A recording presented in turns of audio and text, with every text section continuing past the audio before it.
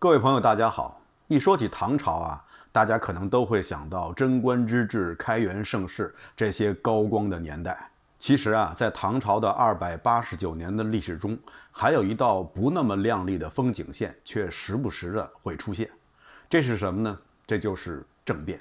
在中国历史上，唐朝是发生政变比较多的朝代。这一点似乎和我们心中的那个伟大的唐朝不太相符，但是呢，没办法，这就是事实。究其原因呢，恐怕唐太宗李世民发动的玄武门兵变是难辞其咎的。唐太宗李世民不仅在唐朝开创了发动政变夺取政权的先例，而且他还开创了另外一个先例，是什么呢？就是采用各种手段在政变之后为自己成功洗白的先例。这个先例一出，唐太宗李世民的后世子孙就变得有恃无恐了。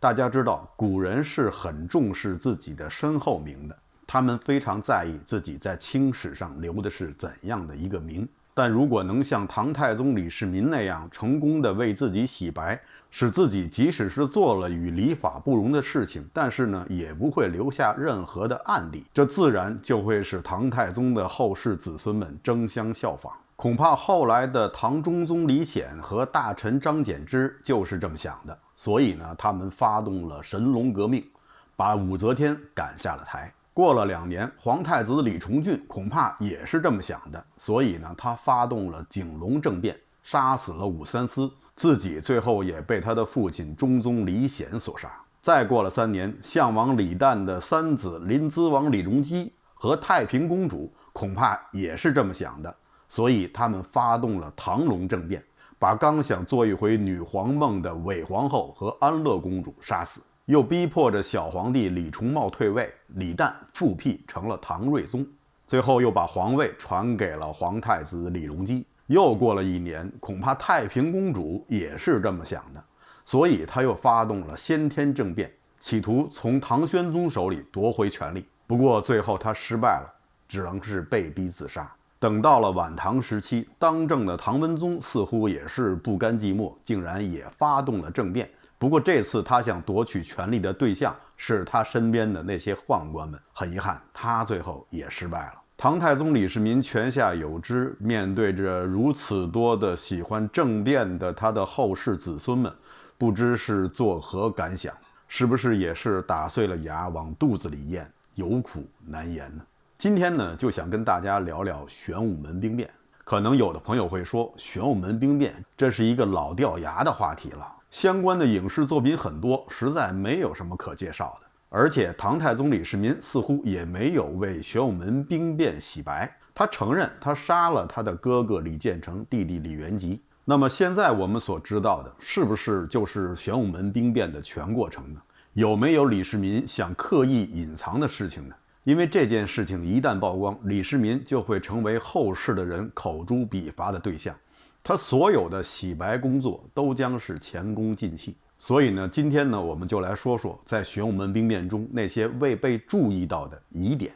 而最大的疑点就是在玄武门兵变发生的当天，唐高祖李渊在干什么？在记载有关玄武门兵变当天的史料中，唐高祖李渊是在什么时候出现的呢？李渊出现的时候，是尉迟敬德已经是手持着长矛，浑身鲜血，站在了李渊所乘坐的大船之前。李渊当时正在湖中泛舟，看到尉迟敬德如此模样，大惊失色。尉迟敬德就告诉李渊说，太子李建成、齐王李元吉意图谋反，已被诛杀，请求李渊将天下兵权马上交于秦王之手，而且要立即立秦王李世民为太子。李渊大惊之下，也知道木已成舟，所以呢，只能照办。几个月后，就将皇位传给了太子李世民，自己就做了太上皇。大家会不会觉得奇怪？李渊怎么这时候才知道发生了政变？那么在之前他在干什么呢？顺便说一下，玄武门兵变的主战场，或者说第一战场，其实并不是在玄武门，准确的说是在临湖殿。李世民就是在这里诛杀了李建成和李元吉。那既然战场是在临湖殿，而李渊又是在仅有几个宫墙之隔的湖上，他怎么会一点没有听到这边的动静呢？这边可是有成百上千人在厮杀呀。即使是说李渊岁数大了，耳朵不好使，宫里的太监宫女加起来得有好几千人了，怎么居然没有一个人向李渊通报呢？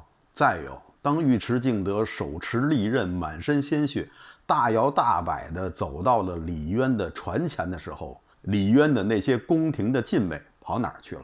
他们怎么能允许手持利刃的尉迟敬德就这样走到他们的皇帝的面前？再有一个更大的疑点就是，唐高祖李渊那天在干什么？他居然在湖中泛舟。照理说，唐高祖李渊是个皇帝，他想什么时候泛舟都可以。不过，如果大家知道了在事发的前一天，准确的说是在前一天晚上发生了什么样的事情，大家一定会质疑唐高祖李渊这时候是否还有心情在湖中泛舟了。事发之前的一天，到底发生了什么事情呢？这就听我跟大家慢慢道来。玄武门兵变是发生在武德9年，公元626年的6月4日。这个日子非常的好记，64。自古以来，这都是一个经常发生大事件的日子。在64的前一天，6月3日的晚上，太史令傅毅给唐高祖李渊上了一道密奏，内容很简单，说的是太白惊天见秦分，秦王当得天下。什么意思呢？这是因为在这之前的2天连续发生了几次古人们最不希望看到的天体现象，就是太白昼见。所谓太白指的就是金星，白天的时候应该是看不到金星的，如果看到了，对于帝王而言就是一个不祥之兆。据《汉书》记载如果出现了太白昼现，特别是当太白金星出现在正南方，这就是所谓的太白惊天，这时候就通常意味着天下革，民更亡，也就是说要有人造反，皇位将不保。傅毅的这道密奏让李渊非常的震惊，而且很有可能也让他下定了决心。在这之前李渊也知道太子李建成、齐王李元吉和李世民不和，他们两方势力是在一直角逐。但是李渊面对着自己几个儿子之间的争斗呢，并不是特别的紧张。他毕竟还可以通过两边的调停，使自己的政权更加的稳固。那么李渊到底是想把皇位传给谁呢？这一点呢，应该说毫无疑问，他就是想把皇位传给他的太子李建成。至于军功卓著的李世民，这时候天下已平，李世民立军功的机会已经不多了。再加上李渊刻意的减少李世民这方面的机会，比如说消灭刘黑塔，李渊就是派李建成去的，目的就是让李建成积累一些军功，同时也是压制一下秦王李世民的气焰。等到李世民的势力慢慢的削弱以后，李渊在100年之后就可以把皇位顺利的传给他的长子李建成。这个我想是李渊的如意算盘。李渊现在呢，只是在等待一个时机来完成他的这个通盘计划。现在的这封密奏让李渊意识到了他已经不能再等了，再等秦王就要得天下了。这封密奏说的可不是秦王要当太子，而是要得天下，那是要从他的手里去抢夺天下的。所以他就传召让李世民深夜进殿见驾，而且在见到李世民以后，马上就把这封密奏拽到了李世民的身上，让李世民解释一下这到底是怎么回事。李世民看到这封密奏以后并不慌张，因为在这之前他已经听到很多的类似这样的流言蜚语，但是他也知道这次他的父皇不会善罢甘休的。情急之下，他也使出了他的最后一招。他马上向李渊禀报说，我也收到了一份密奏，是告太子李建成和齐王李元吉淫乱后宫。说白了就是给老爸李渊你戴绿帽子，隔壁老王变成了隔壁小李，而且还要加一个 S 复数形式。李渊看到了李世民这道奏折，自然是大为光火，所以他就让李世民回府去反省，而且要李世民明天一早要再次进殿，要和太子李建成、齐王李元吉当面对质，证实他们确实有淫乱后宫的行为。那么这时候唐高祖李渊到底是怎么想的？他真的相信他的2个儿子会给他戴绿帽子吗？凭他对太子李建成的了解，他知道李建成绝对不会做出这样的事，而且他更加的相信李世民手里绝对没有太子和齐王淫乱后宫的证据。那么他为什么还让他3个儿子第2天来当场对质呢？这里呢也显示出了李渊的政治智慧。他是想借这件事情彻底的整治一下李世民。大家想啊，李渊手里现在有太史令傅毅的这封密奏，说秦王当得天下。再加上如果明天对峙的时候，李世民拿不出足够的证据证明太子和李元吉有淫乱后宫的行为，那么李世民就是诬告当朝太子的罪，再加上秦王当得天下的这个天象，这两件事加在一起，足够让李世民失去他现在所拥有的一切权利。那么唐高祖李渊会不会因此而杀了李世民呢？我想应该不会。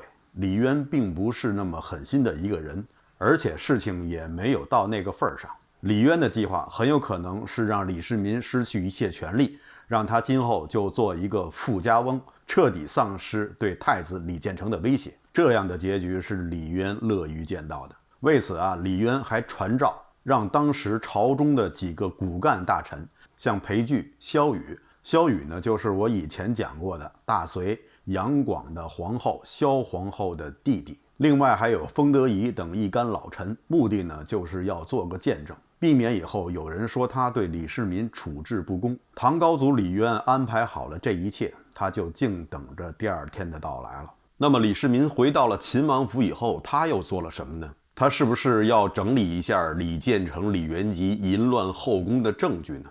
肯定不是，因为这本来就是一件子虚乌有的事情。李世民所要做的是要在这一夜之间加紧部署，完成他的最后一击。当他的父亲李渊向他出示了那封密奏以后，他可能已经意识到决战的时刻已经到了，所以他故意抛出那个所谓淫乱后宫的奏章，就是为了给自己争取这个一夜的时间。如果当时李渊就因为太极惊天的事情而马上扣押了李世民，或者马上颁诏褫夺他的权利，那李世民很可能就会因此而一蹶不振了。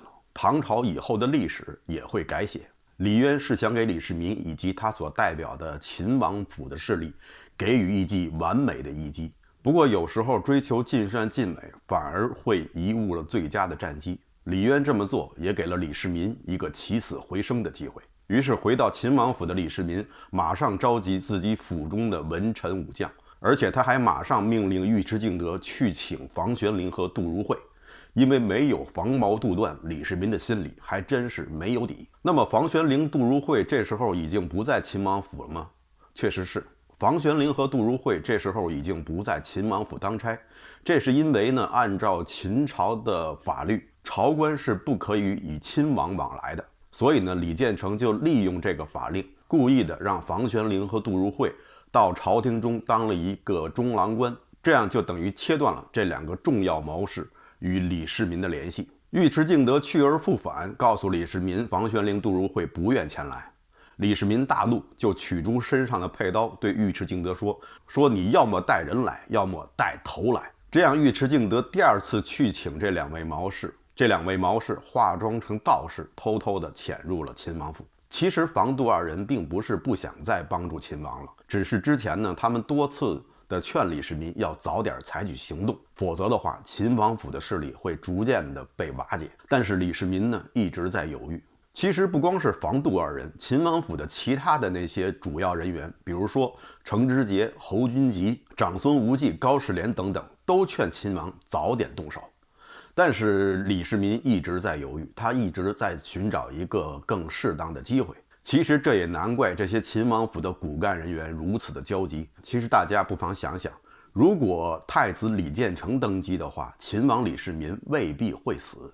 为什么呢？因为在这之前，李建成有好几次可以杀死李世民的机会，但是他都没有去这么做。倒不是因为李建成宅心仁厚，而是因为他非常爱惜自己的羽毛。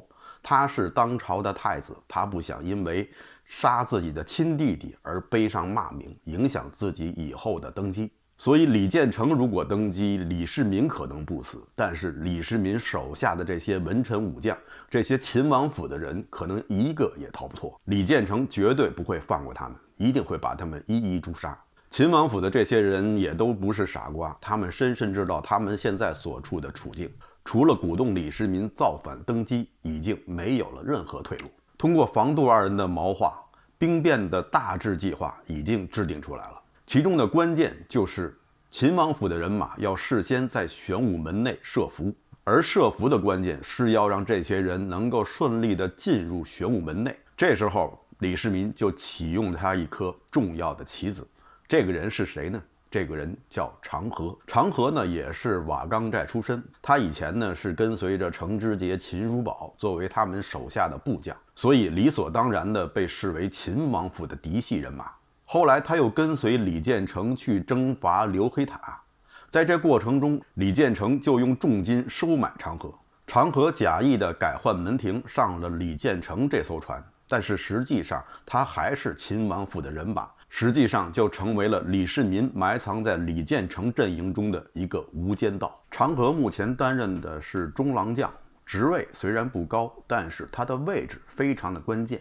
他的职责是负责进出玄武门的安全检查，而且6月4号那一天他正好当值，这应该算是老天都在帮助李世民了。李世民的手下卫队总共200-300人，就这样在长河的帮助下偷偷地潜入了玄武门。顺便说一下，李世民手下的卫队，即使是算上拿着炒勺的伙夫，也不过是200多人，而李建成和李元吉的卫队加起来足有2-3千人。所以如果正面交锋的话，李世民是没有半点胜算的，他只有采取这种伏击的方式。那边的李建成和李元吉也得到了消息，知道明天他们要与李世民当堂对峙。李元吉曾经劝过李建成说，最好是称病不去，不要轻涉险地。但是李建成呢，却不以为然。他等待这个机会已经等待了很久了，他不想错过这样一个能够当面击败李世民的绝佳机会。但是他也不想想，一向聪明睿智的他的这位二弟怎么会犯如此低级的错误？李建成坚持要去，还有一个原因，也是因为长河，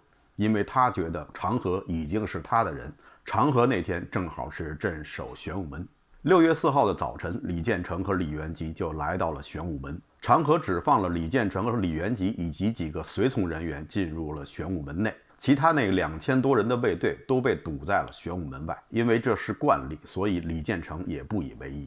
等李建成、李元吉进入玄武门以后，这时候早已埋伏好的李世民和秦府的卫队将军们就冲了出来。李建成见势不好，扭头就跑。李世民弯弓搭箭，一箭就射死了李建成，而李元吉就跑进了旁边的小树林。这时候李世民的坐骑不知何故的突然惊跑了起来，把李世民也带入了小树林，一棵树杈把李世民剐落马下。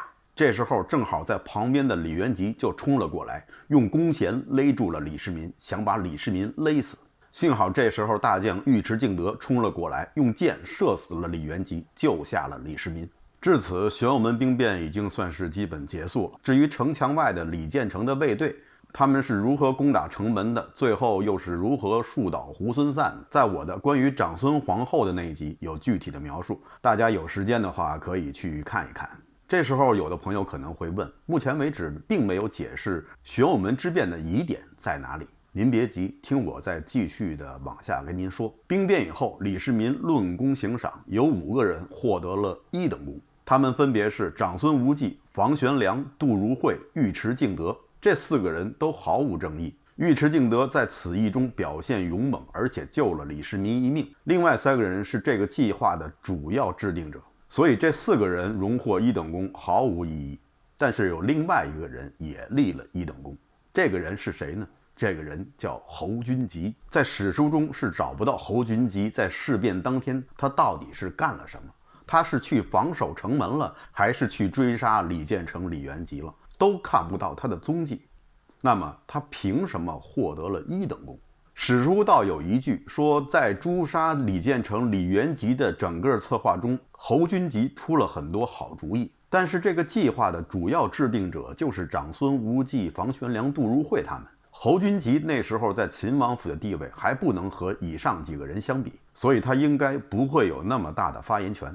那么侯君集到底做了什么呢？我们有理由相信侯君集一定执行了一项秘密使命，而这个秘密使命的重要性丝毫不亚于临湖殿设伏，所以侯君集才会获此殊功。那么这个秘密使命又是什么呢？结合我们在节目开始时提到的那几个疑问，我们可以大胆地推测，这个秘密使命就是侯君集是带领着一部分人，在临湖店伏击战打响之前或者同时，他首先潜入了李渊居住的太极宫，解决了宫中的禁卫，然后劫持了唐高祖李渊。这也就是说，除了玄武门之外，李世民还开设了一个不为人所知的第二战场。这第二战场的地点就是唐高祖李渊所居住的太极宫。侯君集控制了唐高祖李渊以后，又把他劫持到了湖中早已准备好的船上，然后在那里等着从临湖殿那边传来的消息。这也就解释了我前面说的那几个疑问：为什么宫中的太监宫女们没有人去向李渊报告？因为他们根本就不知道李渊在哪里。还有为什么尉迟敬德来的时候，宫中的禁卫竟没有一人阻拦？那是因为宫中的禁卫在尉迟敬德来之前已经被侯君集解决掉了。那么李世民为什么要刻意掩盖发生在太极宫中的事情呢？其实这也很简单，中国古代是以孝治天下，所以李世民可以承认他曾经弑兄杀弟屠侄，但是他万万不能承认他曾经求父逼父，这是与孝道大不合的。这种有违孝道的行为会永远被后人口诛笔伐。那么李世民为什么会选择侯君集来执行这项特殊使命呢？那是因为他非常的了解侯君集。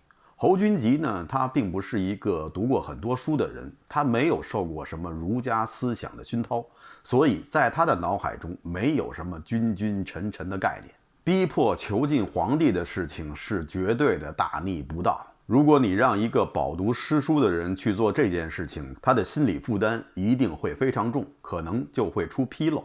而侯君集不会，他脑子里没有君臣这根弦儿，他要的只是他自己的前途。侯君集这一个品性可以说在玄武门事件中成就了他，一跃而成为国公。而他这个品性也是一柄双刃剑。贞观晚期，侯君集参与了太子李承乾的谋反案，证据确凿，最后被杀了头。值得一提的是，在审讯侯君集的时候，李世民曾经发出过这样的慨叹，说往昔家国未平，君集实展其力。李世民并没有说侯君集平两国战吐蕃的丰功伟绩，而只是说他在家国未平时所立的功劳。而玄武门兵变恰恰是李世民既解决了家的问题，也解决了国的问题。玄武门兵变的几个月以后，唐高祖李渊就心不甘情不愿地让出了皇位，自己当了太上皇。在很多的史书中都把李渊描绘成了一个昏聩无能的君王。唐朝的天下也全部都是仰仗于李世民的东征西讨才打下来的。当然，这也是李世民想要达到的效果，通过贬低李渊、贬低李建成来实现自己登上皇位的合理性。不否认啊，李世民确实是军功卓著，当时大大小小的各地反王大部分都是由李世民诛灭的。但是夺取天下并不是仅仅依靠战争就可以实现的，它是政治、经济、外交、人文等诸多因素的作用结果。而在这些方面，唐高祖李渊无疑是发挥着决策作用的。其实啊，很简单，你见过哪个开国皇帝是昏聩无能的？李渊交出权力以后，一定是抑郁寡欢的。大家可以想象，在那么短的时间之内，他的2个儿子、10个孙子全部死于非命，而制造这起血案的凶手又是自己另一个亲生的儿子，所以他的心情一定是非常的悲痛，也非常的懊悔。加上李世民登基以后，改变了很多他以前制定的政策，而且把他信任的大臣裴寂也贬出了长安，所以这段时间李渊的心情非常的不好。一直到了贞观4年，当军神李靖大败东突厥，俘获颉利可汗，东突厥从此灭国的消息传到长安的时候，老皇帝李渊才算是真正的开心了一把。据史书记载，他和他的儿子李世民一起在宫殿里庆祝，他弹琵琶，李世民跳舞，父子之间也变得其乐融融。李渊也发出这样的慨叹，说当初汉高祖刘邦被困白登，他的后人一直没有为他报仇，但是现在我的儿子能为我一洗前耻，说明我所托非人，也算是老怀宽慰。到了贞观8年，有一次李渊和李世民长孙公主夫妇2人一同宴请西突厥的使者，李渊就慨叹道，如今4周的蛮夷都已经臣服了，这是前所未有之事啊。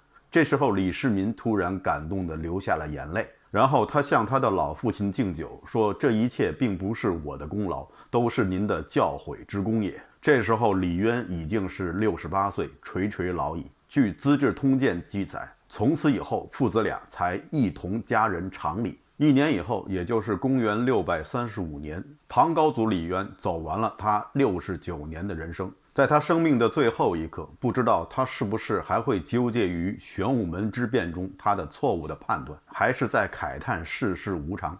他的这一错误却造就了唐朝以及中国历史上伟大的贞观之治。唐高祖李渊所犯的错误，与其说是一个帝王所犯的错误，更不如说是一个父亲常犯的错误。好的，以上就是本期节目的全部内容，感谢大家收看，欢迎大家点赞订阅，咱们下期节目再见。